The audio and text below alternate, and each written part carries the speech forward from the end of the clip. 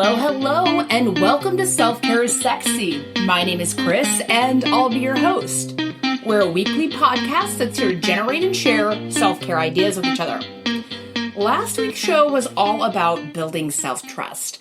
I gave some tips on self-care methods that cultivate self-trust, and we talked about some of the barriers that get in the way of having that solid, loving relationship and connection with ourselves. You can catch any of our past episodes via iTunes, SoundCloud, Spotify, Spreaker, Stitcher, Podbean, and the website www.selfcareissexy.com. All right, I want to give you a preview of what to expect from today's show. I am so excited to talk about this topic today. If you are new to the podcast, welcome to Self-Care is Sexy. So glad you've decided to fill your ear holes with some positivity. And you might not realize this, but I often do interviews on my show. It has been a while, honestly, but I've got a few coming up real soon, including an interview I did with Barb Sylvie. She is recently retired, and she gives us a self-care perspective from someone who has spent their entire life taking care of other people. So it's truly an insightful interview. I'm glad to be rolling that out, so look for that. But I've had all kinds of folks on the show. I've had a superstar from the Detroit Lions. I've talked to rock stars. I've interviewed comedians, successful business people, all kinds of lovely friends, just talking about taking care of ourselves. And today's topic comes up all the frickin' time. Today we're talking about imposter syndrome. And it blows me away how much this actually comes up when we're talking to people about self-care. So I've decided it's time to kind of deconstruct this and see why it gets in the way of our self-care. But real quick, a few quick housekeeping notes. First of all, if you are in the Portland area and you're listening in real time, we've got an event coming up that I'm very excited about. It's the Out of the Darkness Walk to support suicide prevention. The walk date is October 5th, 2019. Starts at the Veterans Memorial Coliseum. It's an outdoor walk here in Portland, Oregon. The check-in time or registration is at 8:30 a.m. The walk starts at 10. It'll probably end around 1 o'clock or so. So please come down and join us. They have, these really great dog tags for sale that say you are not alone. They're for sale. And of course, all the funds that we raise go to the American Suicide Prevention Network. If you want to get involved, if this sounds like something you want to do, please reach out to me if you want to donate. I'll have a link to the fundraising page in the show notes. And if you'd like to come down and participate, I'd love to meet you there and say hi, hit me up. Let me know where you'll be at. It's a great event, and I'm just really looking forward to it. I think it's about time that we talk about suicide in a different way, and we bring it into the light to help one another out and take it seriously and heal together. So if you are interested in that, let me know and follow the link connected to the show notes to donate to my campaign to help suicide awareness. Next up this month, the month of October, it's my birthday and I'm handing out the presents. So if you want to get your hands on some free Self-Care is Sexy swag, make sure you use our hashtag Self-Care is Sexy on all the socials for your chance to win a t-shirt, a tank top, a little goodie bag with some chocolates and bath bombs. There's a bottle of 2 Towns in there and a cinch sack and some bud rubs. So all those wonderful things just for using the hashtag. It's that simple. We had 2 winners last week via IG.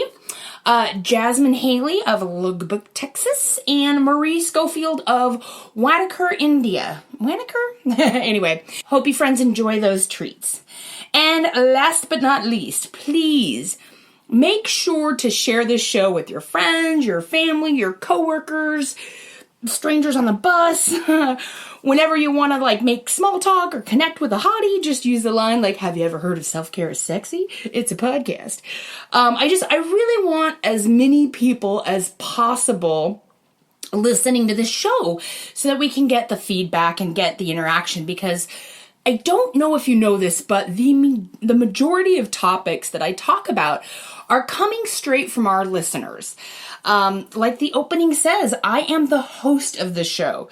This is not the Chris Wood show, and it's not just let me talk about self-care for half an hour every week.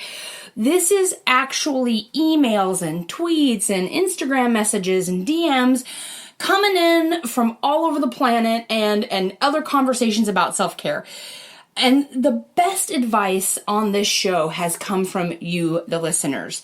So tell everyone you know. And if you have some insights or you feel like, you've made some progress in this journey and you want to share, or maybe it's just really sucking right now and you need some support, always reach out to me. You can get me at Chris, Kris, at selfcareissexy.com. All right, dishes are done, man. Let's talk about imposter syndrome. Okay, so I have to start the show and give some props where the props are due.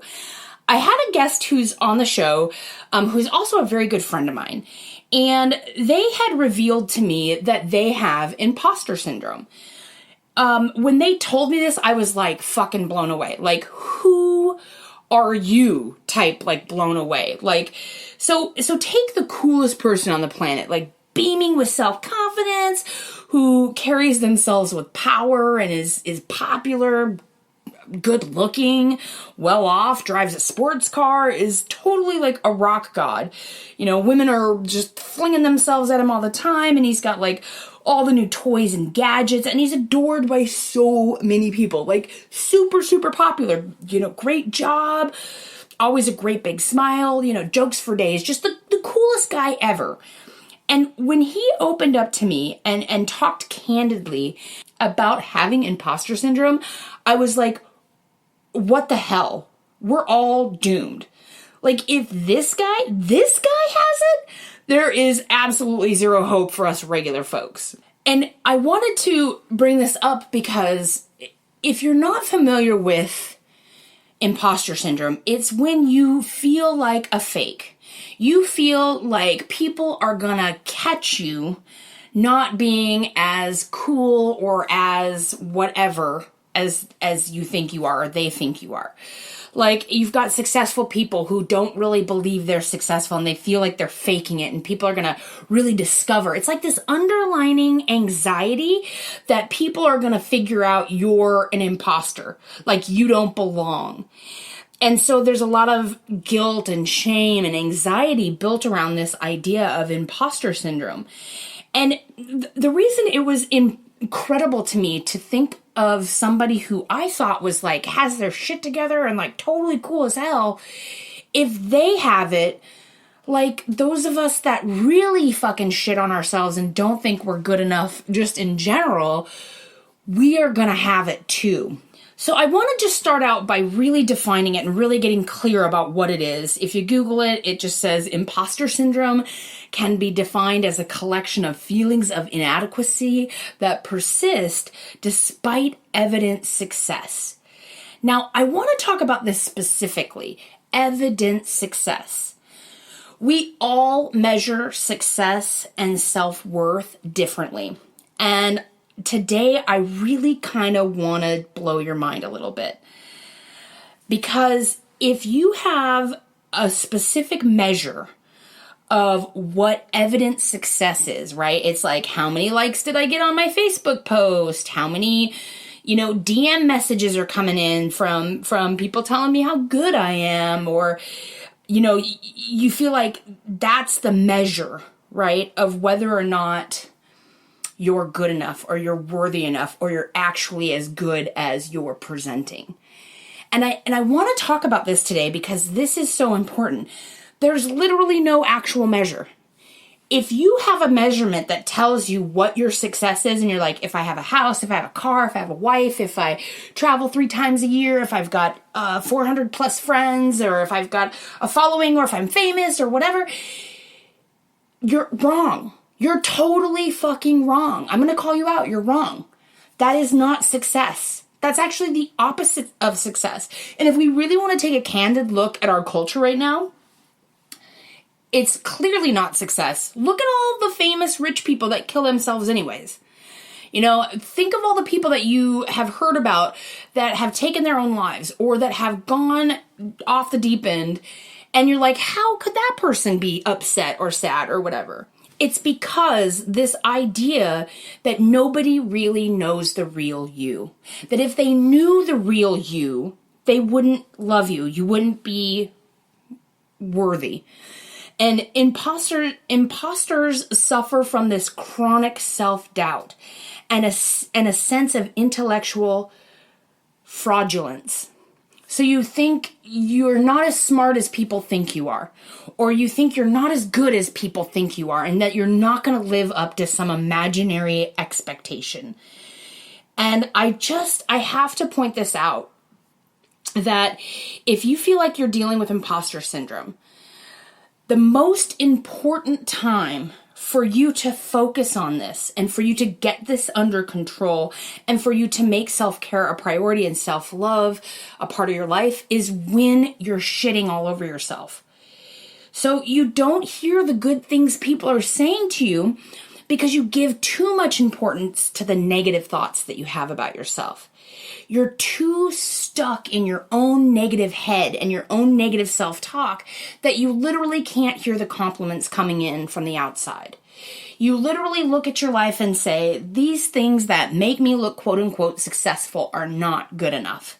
Even though those things that you have, external things, your job, your career, your fitness, your finances, whatever, those outwardly, measurements, everybody else around you is like, oh my God, it's amazing that you have what you have, or you've done what you've done, or you've come this far, you accomplished so much. But in your head, you're like, I am not good enough. I'm barely holding it together. People are going to find out I'm really not this cool. And I'm, and then it's going to come crumbling down and nobody's going to love me, right? That's a part of imposter syndrome. It's feeling like a failure. And that's easier than just assessing your situation, picking out what's going well, what's going right, and deciding if something needs a little tweaking or fixing. It's really looking inward and taking the time, the effort, the energy to decide that's not how you think, and not jumping on the bandwagon of those negative self-thoughts. You choose the thoughts you have, right? Like if you have a thought and it comes up and you're like, whoa, what the shit was that? You don't have to believe it. You don't have to ride that wave. You don't have to start following that script. You could be like, excuse me, brain, I don't want to be thinking that. That is not truth for me. And if you're working on this practice, it seems a little awkward at first, right? You're kind of in this like ping pong match with your brain of like, what is true? What is a legit thought? How am I really perceiving myself? And is that accurate to who I really am? It's that idea or that feeling of that you have to do something. You have to produce proof of your competence, or you have to produce some sort of proof that you're worthy of love. And I'm here to switch that script for you and say that's not true. You don't have to accomplish anything. There is no measurement of worthy. You're worthy just because you showed up. Just because you're here. And I don't care if you're like the biggest piece of shit who has done horrible fucking things in your life. Even if that's you. It doesn't matter. Because just being here, just having the human experience makes you worthy. There's no measurement. There really isn't. This whole idea of like we've got to measure ourselves against this list of successful things or traits or behaviors or whatever is just a way to keep you docile. It's just to keep you from rattling the cage, right? You make a much better slave if you're not thinking you deserve. And that's exactly why this mentality has saturated our very beings. It's this idea that if you think you're something you're not, so in the way that like people like act like they're all tough shit, like, woo, I'm hot shit, look at me. It's just as bad. It's just as destructive to act like you and think like you are a piece of shit, even if you're not. And I want to also bring up the subject of dysmorphia. So when we're talking, we can't really talk about imposter syndrome without looking at dysmorphia. And dysmorphia is literally, it's been scientifically observed that it's a condition by which what you see, what your eyeballs see as